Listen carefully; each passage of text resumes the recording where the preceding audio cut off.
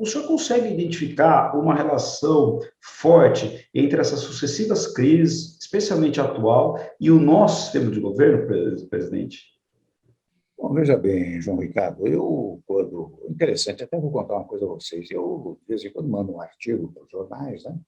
E mandei um artigo para o Estadão sobre o semipresidencialismo. E, em primeiro lugar, eu me surpreendi com a repercussão, porque logo nas semanas seguintes começou um debate muito grande sobre esse tema, com aqueles que eram a favor e contra, naturalmente, né? E a primeira conclusão que eu tirei foi que a opinião pública está muito desagradada com essas discussões que, enfim, que caminham ao resto do chão, né? E quando surgiu um tema um pouco mais elevado, como é a mudança do sistema de governo, ela ganhou grande projeção. E por que é que eu, num dado momento, resolvi escrever sobre isso? Porque eu tenho convencimento absoluto de que o nosso presidencialismo está, digamos assim, uma expressão mais forte, né? Está roto e esfarrapado. E digo por quê? Não só porque no presidencialismo atual há muitos pedidos de impedimento, de impeachment, né? E você veja, eu levantei desde o governo Itamar, todos os presidentes sofreram pedido de impeachment. E quando há, além do que, evidentemente, embora a nossa Constituição seja ainda uma jovem Constituição, não completou nem 33 anos, já houve dois impedimentos no nosso país. E eu reconheço que toda vez que há um impeachment decretado, há um trauma institucional, não é? Um trauma institucional que gera muita instabilidade política, instabilidade institucional e até instabilidade social. Este é o primeiro ponto. Mas o segundo ponto, que esfarrapa, por assim dizer, o presidencialismo, está na própria história do nosso presidencialismo. Você veja, desde 1891, que é a primeira Constituição, quando se estabeleceu não, porque, evidentemente, isso se estabeleceu em 15 de novembro de 89, mas a primeira Constituição foi de 1891. E ela, veja bem, durou, na verdade, até 1930, não é? Em 1930, o que aconteceu? Entrou um sistema mais autoritário, mais centralizador. Embora tivéssemos uma Constituição no meio desse período, de 1930 a 45, que foi a Constituição 34, e depois, logo, 3 anos depois, a de 37, que centralizou ainda mais o poder, nós esfarrapamos o presidencialismo. Ninguém vai dizer que aquele período autoritário é típico do presidencialismo, primeiro ponto. O segundo ponto é que, restabelecida a democracia em 45, 46, veio a Constituição de 46, que durou até 64. 64 se esfarrapa novamente o presidencialismo, que vai até praticamente 88, quando se recria o Estado brasileiro em 5 de outubro de 1988. Então, digo eu, já dei 2 pontos aqui. Um primeiro é que, examinando os impeachments que se deram na nova Constituição e os pedidos de impeachment, eles são sempre instabilizadores da ordem jurídico-institucional. Não é? Primeiro ponto. Segundo ponto, historicamente, você vê que o presidencialismo sofre os maiores reveses no nosso país. Ora bem, a partir daí, como se fala muito em reforma política, aqui comigo me ocorreu que a grande reforma política para o país seria a mudança do sistema de governo. No Brasil, o brasileiro tem muito apreço pela figura do presidente da República. Então, você não pode ter um parlamentarismo puro, porque no parlamentarismo puro é do tipo rei reina, mas não governa. Né? Então, o presidente teria só uma função, digamos assim, representativa no exterior, sem poderes internos. Ora bem, o que nós estamos propondo é muito assemelhado ao sistema português, né? O presidente é eleito, o presidente não só representa o país nas relações exteriores, mas chefia as Forças Armadas, ele indica o primeiro-ministro, e ele tem direito até à sanção e ao veto dos projetos de lei. Então, ele tem uma função relevante no sistema. Não é, portanto, o presidencialismo puro, mas é um presidencialismo amenizado. Por outro lado, a chefia, chamada chefia de governo, chefia da administração interna do país, passa para a ter sede constitucional no parlamento, com o primeiro-ministro e o gabinete. Qual é a primeira vantagem? A primeira vantagem, volto a dizer, é que se tiver que mudar o governo, você tem a queda do chamado gabinete, a queda do primeiro-ministro, e imediatamente a formação de um novo gabinete. Portanto, você não tem os traumas institucionais que o impeachment normalmente causa no presidencialismo. Primeiro ponto. O segundo ponto é que, digamos assim, fala-se muito hoje, né, João Ricardo e Ana Carolina, fala-se muito na tentativa de reduzir os partidos políticos. Eu ouço isso há mais de 25 anos. E, ao contrário, o que acontece é o aumento de siglas partidárias. Ora bem, se você tiver este sistema semipresidencialista, portanto, um parlamentarismo instalado lá no parlamento, você tem dois blocos, um bloco de situação e um bloco de oposição.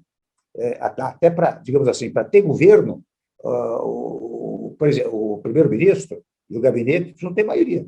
Se não tiver maioria, não se fará um governo. Né? Então, você tem o bloco de situação e o bloco de oposição. Portanto, conceitualmente, são dois partidos políticos. Né?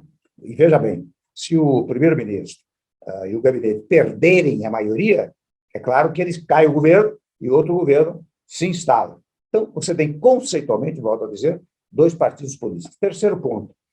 Hoje, nos dias atuais, essa minha experiência enquanto parlamentar, enquanto vice-presidente, presidente da República, né, eu verifico que deputados e senadores, eu fui deputado há muito tempo, para você se reeleger, você precisa levar verbas lá para o município, para o estado, etc, etc. Ora bem, se nós entregarmos essa função executiva para o parlamento, a responsabilidade do parlamento aumenta muitíssimo. E quando chegar na campanha eleitoral, o sujeito que é da situação, ele vai ter que dizer, olha aqui, governei bem. Né? O que da oposição, ele vai me opus adequadamente, nos pontos tais e quais. Cresce até, digamos assim, a discussão política no país. Por isso que eu acabei propondo o semipresidencialismo por essas duas razões. Uma razão muito objetiva, momentânea, do instante, e outra razão histórica, reveladora de que o nosso presidencialismo sempre se esfarrapou ao longo da história brasileira. Né? O senhor já nos trouxe aí as principais características, né, do semipresidencialismo. O senhor acredita que essas características elas seriam praticáveis no Brasil, especialmente, presidente, essa dissolução do Congresso pelo presidente, né, e a possibilidade aí de realização de eleições extraordinárias? Como o senhor visualiza a prática disso no nosso país? Eu não proporia, como não proponho, né, que neste semipresidencialismo que haja a possibilidade do presidente dissolver o parlamento. Isso não está na proposta, porque realmente você tem razão. Aí surge uma grande dificuldade.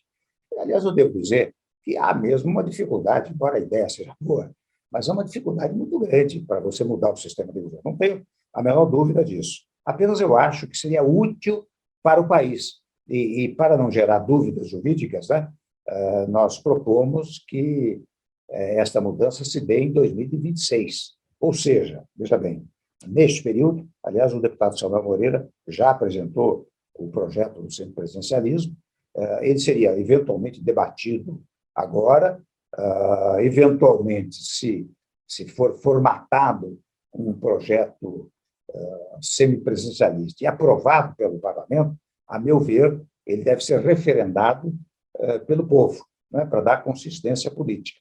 E referendado pelo povo, ele só se aplicaria, volto a dizer, em 2026. Porque quem foi eleito agora, em 2018, pode um dia questionar juridicamente, dizendo, olha aqui, eu fui eleito debaixo de um regime jurídico que permite, evidentemente, não só a reeleição, esta seria permitida, mas também o mesmo sistema jurídico. Portanto, não dá para aplicá-lo agora. Né? Para evitar embates jurídicos é que a gente propõe para 2026. Agora, volto a dizer, e você tem razão, esse projeto não propõe a hipótese do presidente dissolver o parlamento. Aí você verifica se é uma dificuldade estupenda para tramitar no parlamento brasileiro. Né? Essa atribuição de responsabilidade ao parlamento, ou seja, de o parlamento passar a ser responsável e, como disse, protagonista dessa programação das ações públicas, né? Se nós fôssemos identificar no espectro ideológico, talvez um mais à esquerda, um mais à direita, um mais ao centro. Essa dificuldade que a gente tem hoje de identificar. Isso também não seria talvez um entrave e não é uma resistência para que a sociedade confie essa função ao parlamento? E faço essa pergunta para emendar numa outra. O senhor acha que o semipresidencialismo ele já seria suficiente para promover essa reflexão nos partidos e, de certa forma, colocar os partidos dentro de um eixo programático mais sólido? Ou isso teria que, antes nós teríamos que mexer nisso para depois nós avançarmos para o semipresidencialismo, por exemplo, de certa forma, tornando definitivas as coligações partidárias, que agora, de certa forma, que acabaram que estão, né, um pouco ameaçadas, né, o fim das coligações, e outras questões que, por exemplo, como o voto distrital, que também tem sempre sido discutido. Queria só de provocar mais uma vez sobre esse ponto, presidente. Bom, em primeiro lugar, né, João Ricardo, o que ocorre é o seguinte: você dando responsabilidade ao parlamento, uma responsabilidade de execução, executiva, portanto, né, portanto, de chefia de governo, naturalmente haverá programas administrativos definidos pelo próprio parlamento. E daí vai ao encontro daquilo que você diz. Os partidos integrantes de um bloco ou de outro bloco seriam muito mais programáticos, porque eles viveriam da execução. Como hoje, no presidencialismo, evidentemente, o presidente tem que ter, nós não temos tido até nos últimos tempos, mas o presidente tem que ter, o presidencialismo tem que ter um programa, um projeto de governo. Mas veja, no presidencialismo, as maiorias são sempre instáveis. Eu fui parlamentar, fui presidente da República, e eu verificava mesmo os partidos, por exemplo, que me apoiavam durante o meu governo, às vezes metade votava a favor, metade contra. Uma maioria absolutamente instável, o que retira a ideia de partido político. Partido é uma expressão que vem de parte, e política vem de podes. Portanto, quem está no partido político, na verdade, deve representar uma parcela da opinião pública que quer chegar ao poder para administrar podes. Ora, nós não temos isso no Brasil hoje, né? Não temos. Então, você, estabelecendo dessa forma que nós estamos propondo, e eu reconheço todas as dificuldades que você está apontando, nós teríamos, em primeiro lugar, uma programação, para confirmar suas palavras, uma programação, digamos, programática, né? Administrativa, muito mais sólida dos partidos que estão na situação e na oposição, né? Evidentemente, estou dizendo, o estudo tem que passar pelo referendo popular para dar consistência política, né? E quando você diz qual seria a fórmula do voto, né? Eu acho que você pode, muita gente, as pessoas falam em voto distrital puro, distrital misto, né? Você pode mudar o sistema de voto. Hoje, na verdade, no presidencialismo, aliás, no sistema proporcional e no atual sistema eleitoral, o distrito é o Estado, né? O que se quer é estabelecer distritinhos. E, para isso, viu, João Ricardo, há grandes dificuldades.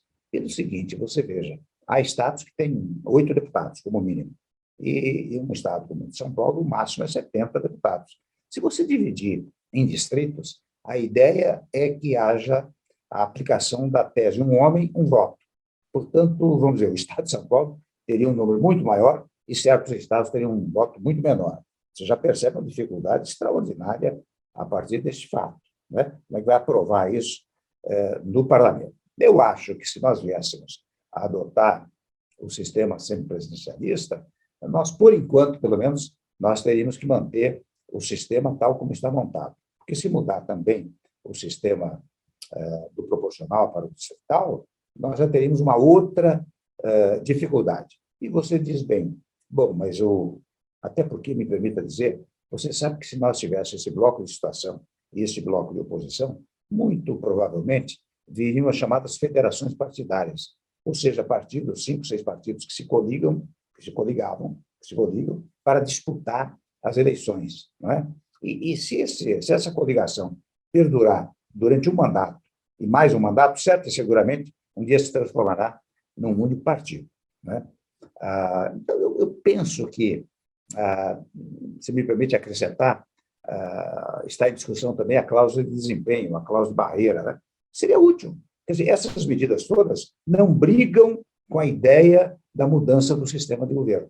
Vamos dizer que daqui a pouco venha a cláusula de barreira. Tudo bem, não briga com a ideia do semipresidencialismo, né? No Brasil, nós já tivemos plebiscitos, né, em 63, em 93, e a população votou pela manutenção do regime presidencialista.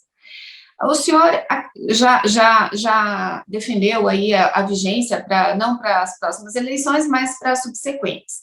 Ainda assim, o senhor defende a necessidade de uma consulta popular prévia, ou implementaríamos, né, aprovada a PEC, as mudanças, e uma alternativa seria um referendo popular após alguns anos de vigência dessa mudança de regime? Olha, em primeiro lugar, o episódio 63 foi um jeitinho brasileiro, né? Aquilo deu-se um jeitinho para o vice não poder assumir. Então, o jeitinho para ele poder assumir, no caso do presidente Jango Goulart, foi criar um parlamentarismo de ocasião, que não perdurou. Vocês viram que logo depois foi derrubado, porque as pessoas não sabiam bem de que parlamentarismo se falava, né? Primeiro ponto. E neste sistema que nós estamos propondo, você vai ter um projeto já completado e aprovado pelo parlamento, que vai ser discutido, né, Ana Carolina, durante um bom período, 3, 4, 5 meses, quem sabe, debates no país, até talvez uma espécie de horário eleitoral para discutir esse tema, né? Então o povo vai saber que tipo de de governo, né, ou de semipresidencialismo se está adotando. No caso que a Constituição estabeleceu a possibilidade de uma consulta, né? A consulta era: você é a favor do parlamentarismo ou do presidencialismo? As pessoas não sabiam que parlamentarismo era aquele, né? Não tinha um projeto. Por isso que eu proponho que haja primeiro uma discussão no parlamento, o parlamento aprova um determinado sistema, e este sistema será levado a conhecimento popular. Por isso, e portanto, eu não acho que deva haver uma consulta prévia. Prévia seria plebiscito. Eu proponho uma consulta posterior, que é o referendo, né? E também, eu confesso, eu não colocaria em prática antes do referendo popular. Você diz, bom, quem sabe usá-lo durante alguns anos, e depois submetê-lo ao referendo. Eu proporia que o referendo fosse para que entrasse em vigor aquilo que foi aprovado, ou que teria sido aprovado pelo Congresso Nacional. Aí as pessoas sabem no que estão votando, né?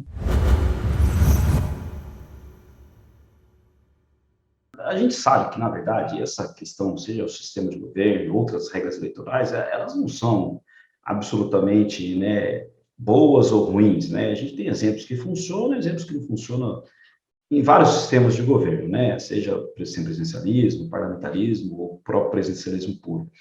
A minha indagação, e mais uma provocação, na verdade, presidente, dentro desse cenário, enfim, sua vivência política, que o senhor também já teve há muito tempo, passando por essas crises, o que o senhor consegue identificar que essa dificuldade, talvez, que a nossa sociedade, eu não digo dos políticos, eu digo da sociedade como um todo, eu não sei se eu poderia usar essa expressão, mas de se comportar com uma certa imaturidade política, às vezes nos parece, né? Um pouquinho de uma ausência de paciência com certas coisas, uma certa, poderíamos até dizer assim, uma certa falta de disciplina, no sentido de ter um pouco, né, de resiliência com algumas dificuldades que são encontradas.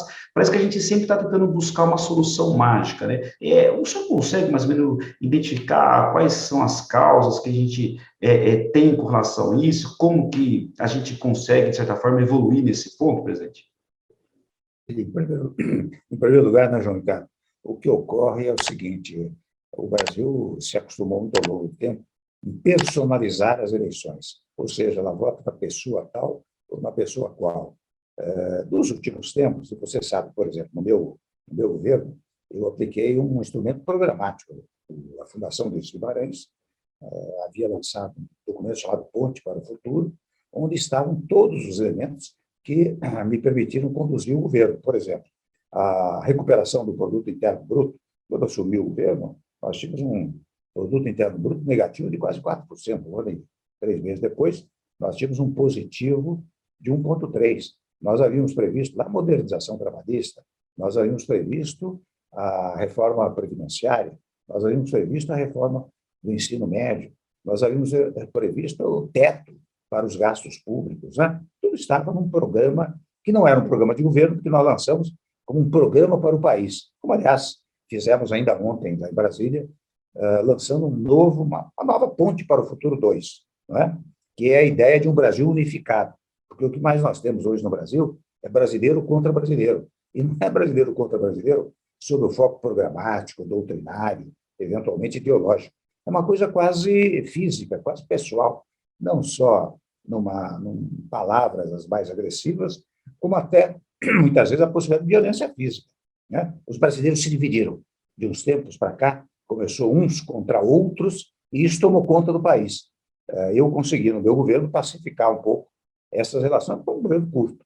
Então, digo eu, quando nós chegamos ao governo, nós levamos adiante todas essas coisas essas reformas que eu acabei de mencionar, e elas que permitiram a redução dos juros. Você sabe, os juros estavam em 14,25%, vieram para 6,5%, a inflação estava em quase 10%, veio para 2,75%, mas é este conjunto de medidas governamentais que permitiu isso. O que indica este fato, porque eu estou fazendo essa descrição? Que nós tínhamos que acostumar com a ideia de que quem vai se habilitar a governar o país tem que ter um projeto para o país. E o eleitor tem que examinar qual é esse projeto e dizer se concorda ou não concorda. Evidentemente, não pode ser aqueles projetos quilométricos, amazônicos, né? 500 páginas. É um projeto em que a pessoa diz, olha, em transporte eu vou fazer isso, em educação eu vou fazer isso. Em outras palavras, uma coisa que eu apliquei muito no meu governo, você ter a tese da responsabilidade fiscal, aí entra o teto de gastos públicos, com a chamada responsabilidade social. Aí entra, por exemplo, o Bolsa Família, entra o patrocínio da agricultura familiar. Você tem que conjugar esses dois fatores. E, portanto, o programa que deve ser levado para o povo é um programa que, depois do programa, surge a candidatura. Nos dias atuais, e ao longo do tempo, surge a candidatura até independentemente do programa. Para cumprir um dispositivo legal, os partidos mandam aquela coisa quilométrica, né? 500 páginas no programa de governo, ninguém lê, não é verdade?